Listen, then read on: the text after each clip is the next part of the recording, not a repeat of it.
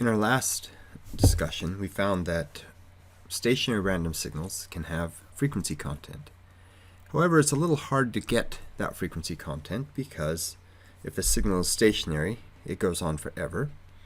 And if it goes on forever and never dies out, then it has infinite energy. Infinite energy signals, we call them power signals because we can't speak of them in terms of energy. They do not have, in general, a Fourier transform. They don't have a Fourier transform because the Fourier transform sum or integral does not exist. It doesn't converge. We got around that by saying, well, instead, let's take the Fourier transform of the autocorrelation function, and we will call that our power spectral density. And then we showed that this made some sense in that if the Fourier transform did exist, the Fourier transform of the autocorrelation function does indeed equal the magnitude squared of the Fourier transform of our signal. So we have this nice little relationship, and we're going to be exploring that today when we talk about estimating the power spectral density. So we need a way of making sure that the Fourier transform does exist, because if we're actually going to be computing something in a real computer, infinite length signals are difficult to work with. I assume they're difficult to work with. Nobody yet has finished calculating something on an infinitely long signal. So what we're going to do is take our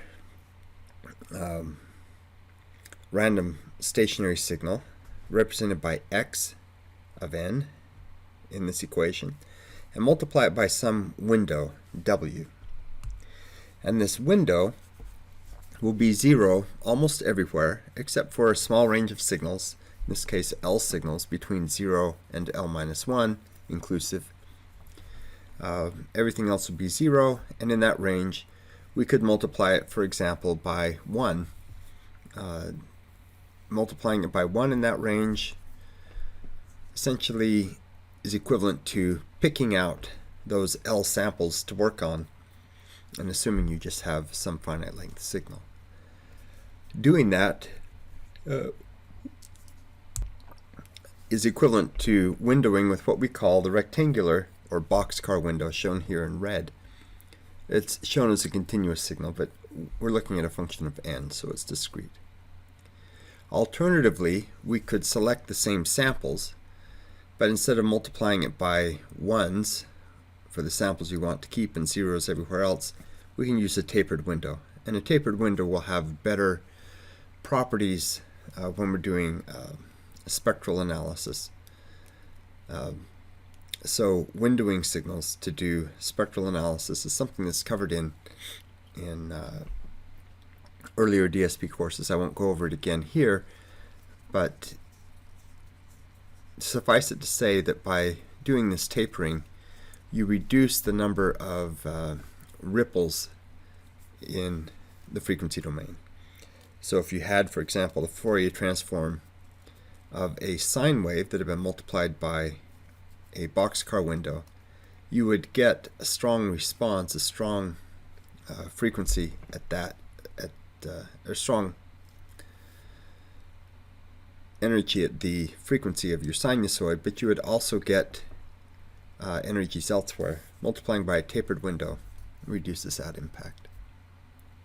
So once we've calculated the Fourier transform of this small segment, then we can approximate our power spectral density as a normalized version of the magnitude squared of that Fourier transform. We're going to normalize it by the length and by essentially the average energy of our window function, whatever that might be. So, still not computable because we have a continuous variable omega. And so in practice, we're going to use the DFT, or discrete Fourier transform, instead of the discrete time Fourier transform. the DFT is defined only over a finite length, and it essentially works out to be a sampled version of the DTFT.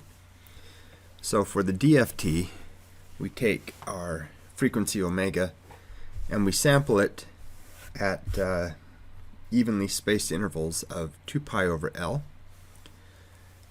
And so we now have L samples indexed by K, as shown there.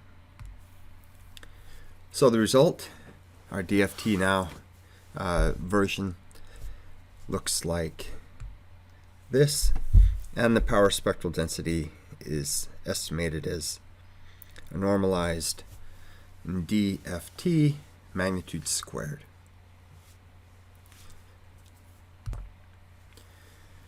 Okay, so we have an approximation. We would like to know some of the trade-offs. How can we make our approximation more accurate? Is usually the first question that comes to mind. So we'll introduce a couple different things we could do. First, could we improve the accuracy of our power spectral density by sampling the DTFT more finely? So we've introduced this idea of sampling the DTFT. Perhaps we are losing information or losing something by doing that. Can we improve the estimate of our power spectral density by sampling it more finely? Well, right now we have L samples. If we chose N larger than L, that might be a good way to approach the problem. And so in this case, we would have VK. Everything looks the same, except now we're going to have this N in the exponent instead of the L, and N is going to be larger than L. Does this help? Well, I messed up in my video. You probably saw the answer. Now you get to see it again. The answer is no. This does not fundamentally help. When we find the DTFT of a finite length sequence, that is reversible transform. It completely represents all the information available in that transform. By finding a DFT with more samples, we haven't generated any new information. All we're doing is, in essence, coming up with a prettier plot. And sometimes there's value in that.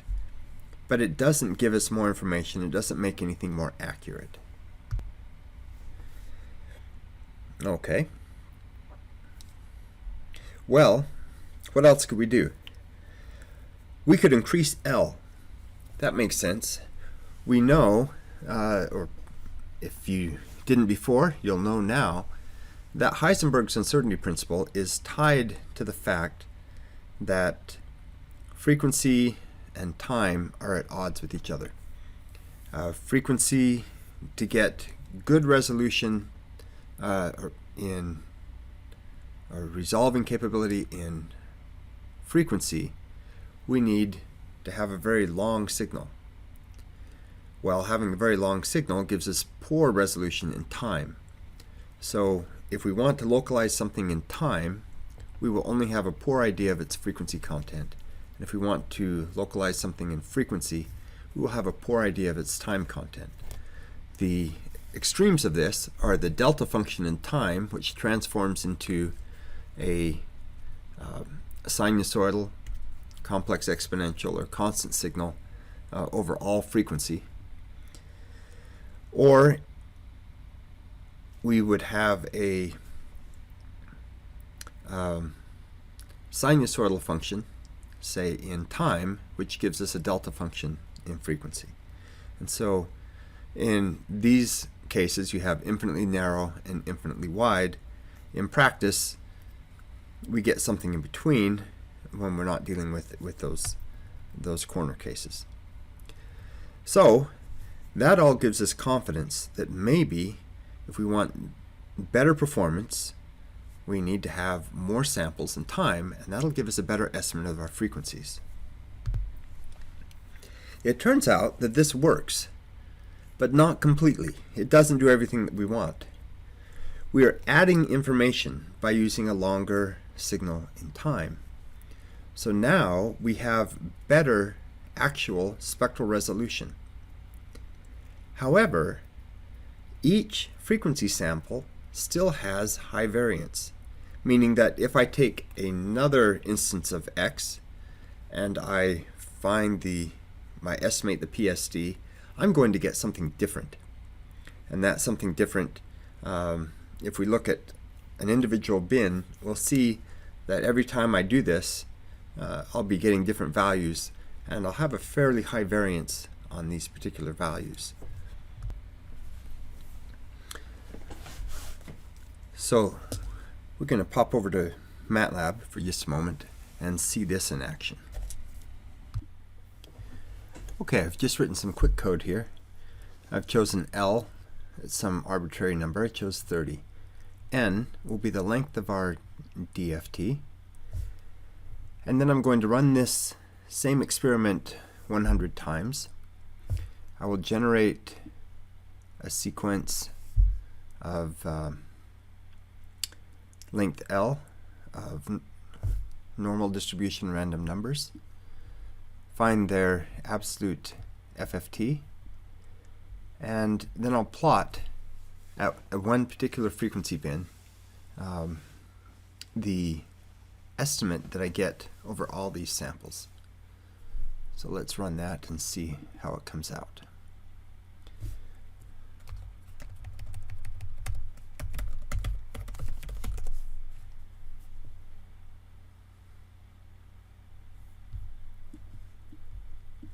Okay, you can see that we're getting something on the order of 4 is our amplitude, but that our estimate actually jumps around quite a bit from down near 0 to up near 12.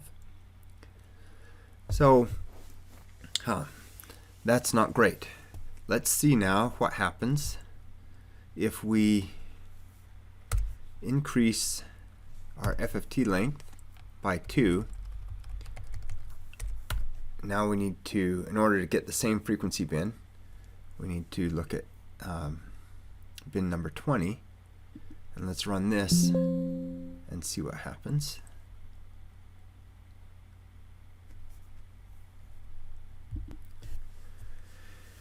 And we see that we get the same kind of behavior. So nothing has been improved by doing that. Okay, but let's see what happens if we increase L. Now double it, and we'll run this whole thing again. And we see different numbers, but if anything, it's worse. Of course, that's really just a function of the randomness. It'll be different every time, but we can see that we don't have a substantially better estimate. Every time we try to estimate the frequency content of this, we get a different number, get a different answer. It might also be interesting to take a look at the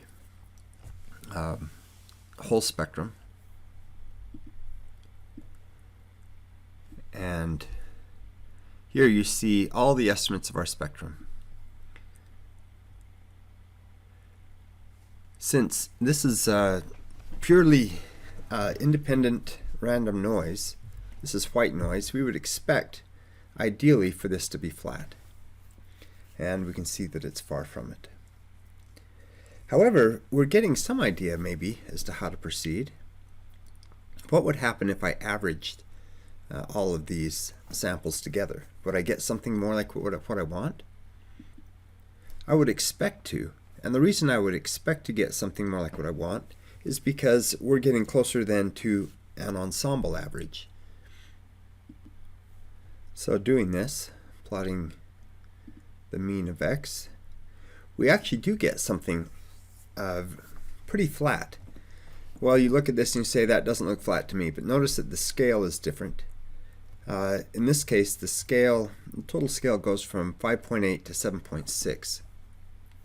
So if we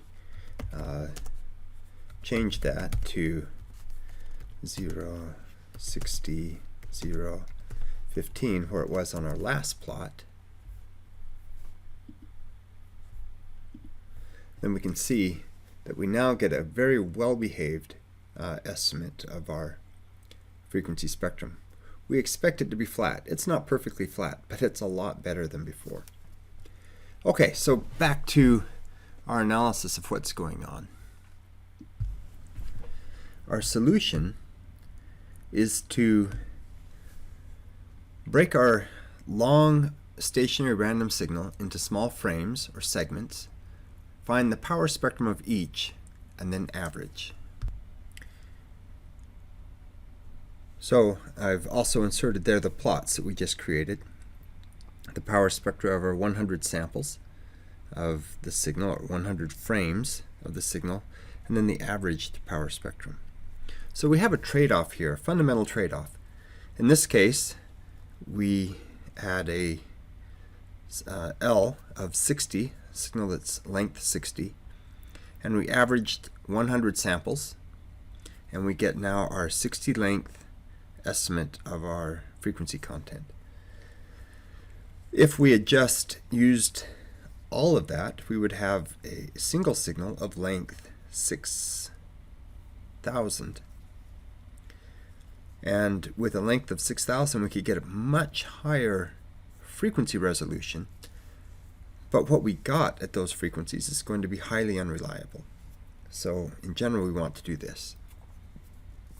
Well, there's another approach that helps us get around a little bit of that trade-off.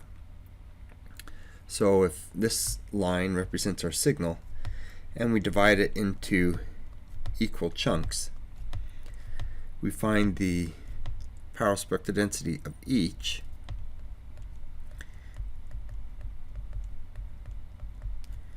and then we average, as mentioned.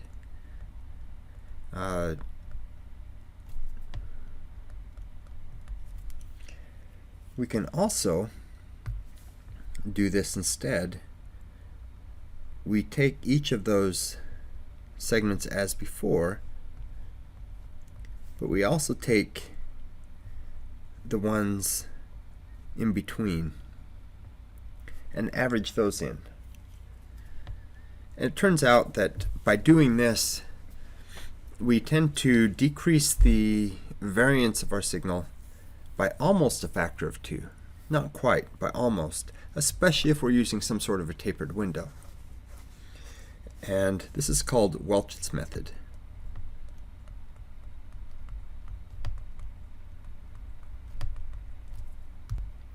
By doing this, we can get a fairly good estimate of the power spectral density of our signal. One final disclaimer, that is, I was quick rather than accurate on a few things. I did not change the MATLAB indexing to start at 0, so our plots start at 1 for our 0 index.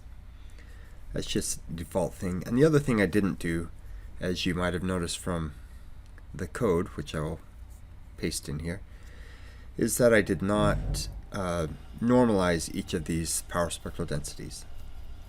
So if you're replicating this and you think something's a little bit off, yes, I was a little bit sloppy on that part.